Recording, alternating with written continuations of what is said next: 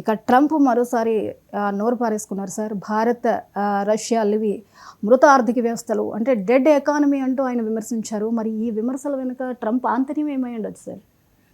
అంతర్యం కన్నా ఇది ఉన్మాదము, దుర్మార్గము. నేను కూడా చూశాను. India and Russia dead economies, వాళ్ళు ఇద్దరు కలిసి మునగండి అంటున్నాడు. ఐ డోంట్ కేర్, నేను ఇండియాతో వాణిజ్యం చేయడమే తక్కువ, అసలు రష్యాతో అసలు వ్యాపారమే చేయడం లేదు, ఇద్దరు కలిసి చావండి అంటున్నాడు. ఒక ఫ్రెండ్లీ కంట్రీని డెడ్ ఎకానమీ అని పోల్చడము, ఇద్దరు కలిసి మునగండి చావండి అనడము, అసలు ట్రంప్ పట్ల భారత వైఖరి ఎలా ఉండాలనడానికి ఇది ఒక్కటి సరిపోతుంది. అన్ఫార్చునేట్లీ ఇప్పటికీ మోడీ ట్రంప్ అని పేరు పెట్టి విమర్శించడం లేదు. అన్ఫార్చునేట్ ఇది. ఎందుకంటే అంత ధైర్యస్తుడని చెప్పే నరేంద్ర మోడీ ట్రంప్ గురించి ఎందుకు మాట్లాడతలేడు అనేది క్వశ్చనే. ఎందుకంటే ట్రంప్ గెలిపించడంలో భారతీయ జనతా పార్టీ ఆశలు ఆకాంక్షలు కూడా ఉన్నాయి. అబ్కి బార్ ట్రంప్కి సర్కార్ అన్నారు, హౌడీ మోడీ అన్నారు, నమస్తే ట్రంప్ అన్నారు, అసలు మామూలుగా లేదు కదా. అలాంటిది ఇవాళ నరేంద్ర మోడీ ప్రభుత్వం ఎందుకు మాట్లాడదు? ఇంత అన్యాయంగా భారతదేశాన్ని డెడ్ ఎకానమీ, అసలు మొదలు is it factually correct? So భారతదేశ ఆర్థిక వృద్ధి రేటు ఈవెన్ టుడే అమెరికా వృద్ధి రేటు కన్నా 2 to 3 times ఎక్కువ అని చెప్పి నేను అమెరికా కన్నా గొప్ప ఆర్థిక వ్యవస్థ ఇండియాది అనడం లేదు. ఎందుకంటే America size of the economy వేరు, India size of the economy వేరు. మనది $3-4 trillion మధ్యలో ఉంటే వాళ్ళది 29-30 trillion. అంటే సుమారుగా రఫ్గా చెప్తున్నాను, సబ్జెక్ట్ వెరిఫికేషన్, మన ఎకానమీ కన్నా 10 రెట్లు పెద్దది అమెరికన్ ఎకానమీ. అందువల్ల పర్సంటేజెస్ ద్వారా మనం కంపేర్ చేయలేం. కానీ అదే సమయంలో India is not a dead economy అనటానికి మాత్రం ఈ కంపారిజన్ చేస్తున్నాను నేను. అంటే నేను మీడియాలో చదివాను నిన్న, ప్రపంచ ఆర్థిక వృద్ధి రేట్లో మొత్తం ప్రమాణంలో 17% ఇండియాలోనే సాధ్యమైంది. అందులో world economic output growth rate కన్నా కూడా 2 to 3 times ఎక్కువ. అందువల్ల India is not a dead economy. Indian ఎకానమీకి ఉన్న ఛాలెంజెస్ ఉన్నాయి, లేవని నేను అంటలేను. జాబ్స్ ఒక ఛాలెంజ్గా ఉంది, మీకు ఫుడ్ ఇన్ఫ్లేషన్ ఒక ఛాలెంజ్గా ఉంది, ఇండియన్ ఎకానమీ ఛాలెంజెస్ ఉన్నాయి. కానీ ట్రంప్ చెప్తున్న డెడ్ ఎకానమీ కాదు. అందులో ఆ మాటకొస్తే అమెరికన్ ఎకానమీ ట్రంప్ వచ్చాక ఘోరంగా దెబ్బతింటుంది. డాలర్ వాల్యూ ఇప్పటికీ వరల్డ్ కరెన్సీస్తో పోలిస్తే, డాలర్ ఇండెక్స్ అంటారు, బాస్కెట్ ఆఫ్ 6 ఇంటర్నేషనల్ కరెన్సీస్తో, 6 ప్రపంచంలోని ముఖ్య కరెన్సీలతో పోలిస్తే అది 2025లో నియర్లీ 7% డ్రాప్ అయింది. డాలర్ ఏమో రోజు రోజుకు వాల్యూ పడిపోతుంది. అమెరికన్ స్టాక్ మార్కెట్స్ అతలాకుతలం అవుతున్నాయి, బ్లడ్ బాత్ చూస్తున్నారు. అందువల్ల అమెరికన్ డెట్ 125% ఆఫ్ జీడిపి ఉంది. ఇప్పుడు బిగ్ అండ్ బ్యూటిఫుల్ బిల్ ద్వారా మరో $3 trillion పెరగబోతోంది. ఆయన ఫస్ట్ టైం ప్రెసిడెంట్గా ఉన్నప్పుడు సుమారు $8 trillion పెంచాడు అప్పును. ఇప్పుడు ఒక్క బిగ్ అండ్ బ్యూటిఫుల్ బిల్ ద్వారానే $3 trillion అప్పు పెంచబోతున్నాడు. సో అమెరికా అప్పు సివియర్ పెరుగుతూ పోతుంది, అమెరికన్ డాలర్ వాల్యూ పడిపోతుంది, అమెరికన్ స్టాక్ మార్కెట్స్ అతలాకుతలమవుతున్నాయి. అమెరికాకున్న హైయెస్ట్ క్రెడిట్ రేటింగ్, అంటే అప్పించడానికి క్రెడిట్ వర్తీనెస్ను క్రెడిట్ రేటింగ్ అంటారు.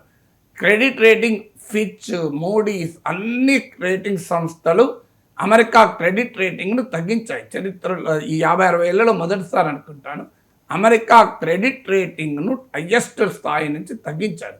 ఈవెన్ టుడే నిన్నకాక మొన్న మోడీస్ రిపోర్ట్ కూడా అమెరికాలో రిసెషన్ వచ్చే అవకాశాలు 48% అని చెప్తోంది. సో అమెరికన్ ఎకానమీలో ఇన్ని ఛాలెంజెస్ ఉంటే మన అమెరికన్ ఎకానమీ డెడ్ ఎకానమీ అనగలమా? సో ప్రతి ఎకానమీలో ఛాలెంజెస్ ఉంటాయి. ఇక అమెరికా ట్రంప్ చెప్తున్నట్టు మరి ఇండియాతో ట్రేడే లేకపోతే ఇండియా మీద శాంక్షన్స్ ఎందుకు, టారిఫ్లు ఎందుకు? If you don't care why are imposing taxes, why are imposing tariff, దానికి ఆన్సర్ ఉండాలి కదా. సో అందువల్ల ట్రంప్కి అర్థం కావాలి, ఇండియా అమెరికా ట్రేడ్ $130 billion, అంటే $13,000 కోట్ల. ఇందులో $88 billion India exports to America, $42 billion మాత్రమే ఇండియా ఇంపోర్ట్స్ ఫ్రమ్ అమెరికా. అందువల్ల మనకు అమెరికాతో ట్రేడ్లో, బైలేటరల్ ట్రేడ్ ద్వైపాక్షిక వాణిజ్యంలో $46 billion సర్ప్లస్ ఉంది. ఇండియా వైపు సర్ప్లస్ ఉంది, అమెరికా వైపు డెఫిసిట్ ఉంది. మరి ఎలా రకంగా ఇది డెడ్ ఎకానమీ అవుతుంది? సో అందువల్ల ట్రంప్ చెప్పాలి కదా. సో అందువల్ల ఈ dead mind, sick mind, dead economy అనటానికి that only reflects Trump sick mind. Trump ఇలా ఎందుకు బరితెగించిపోతున్నాడు రోజు రోజుకు అంటే భారత ప్రభుత్వం ఇప్పటికీ కూడా ఏమీ అనలేకపోవడమే. ఎందుకంటే Trump Pakistan I love you అన్నా మోడీ మాట్లాడాడు, ట్రంప్ హసీం మునీర్కి హైయెస్ట్ ఆనర్ ఇచ్చినా మోడీ మాట్లాడాడు, కాశ్మీర్ ఇష్యూ ఇంటర్నేషనలైజ్ చేస్తామన్నా మోడీ మాట్లాడాడు, నేనే యుద్ధం ఆపాను ట్రేడ్ అని అస్త్రాన్ని ప్రయోగించి అన్నా మోడీ బహిరంగంగా ఏం మాట్లాడాడు. పార్లమెంట్లో 2 గంటలు మాట్లాడినా ట్రంప్ పేరు తీయడం దాదాపు ఒకసారి కూడా తీసినట్టు లేడు. ఒక నో వరల్డ్ లీడర్ అంటాడు తప్ప ట్రంప్ అన్నాడు. ట్రంప్తో ఫోన్ సంభాషణలో చెప్పిన అంటాడు కానీ బహిరంగంగా ఒక్క మాట్లాడాడు.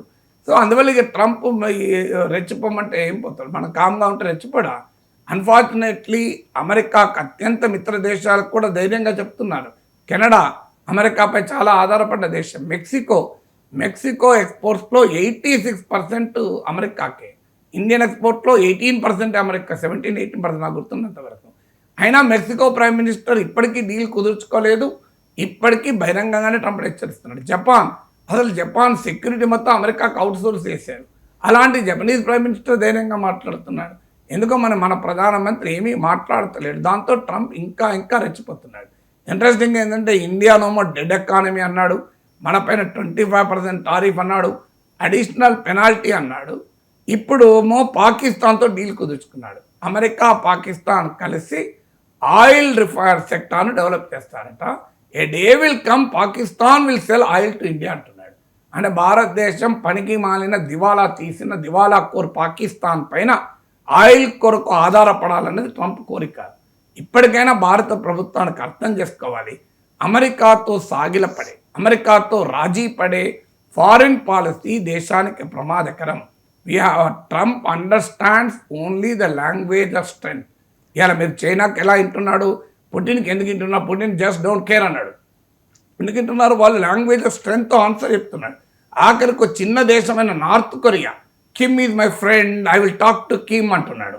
ఎందుకంటున్నాడు అంటే కిమ్ కన్నా జింపింగ్ చైనా అంటే పోనీ మనకన్నా పెద్ద దేశం, బలమైన దేశం. రష్యా మనకన్నా బలమైన దేశం ఏం కాదు.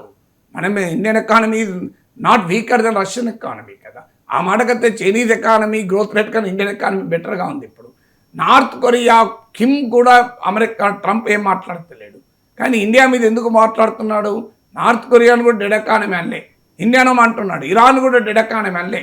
ఎందుకంటే వాళ్ళు ఆన్సర్ చేస్తున్నారు, నువ్వు ఒకటంటే నేను రెండంట అంటున్నారు. దాంతో వాళ్ళని డెడ్ ఎకానమీ అంటలేడు, ఇండియాను మాత్రం డెడ్ ఎకానమీ అంటున్నాడు. So the time has come India to send a strong signal to Trump. ప్రపంచంలో మాకు కూడా ఆప్షన్స్ ఉంటాయి, నీవు కనుక ఎక్కువ చేస్తే we have our own geo political options. మా వ్యూహాలు మాకుంటాయి, మా స్ట్రాటజిక్ ఆప్షన్స్ మాకుంటాయి. ఒకప్పటిలాగా భారతదేశం నాన్ అలైన్ మూమెంట్కు మళ్ళీ నాయకత్వం వహించి అమెరికా బాధిత దేశాలందరినీ ఐక్యం చేసి ప్రపంచంలో వర్తమాన దేశాలకు ఒక లీడర్గా, ఛాంపియన్గా ఉండాల్సిన సమయం ఆసన్నమైంది. ఆ ధైర్యము, ఆ సాహసాన్ని మోడీ ప్రభుత్వం చూపెట్టాల్సిన సమయం ఆసన్నమైంది.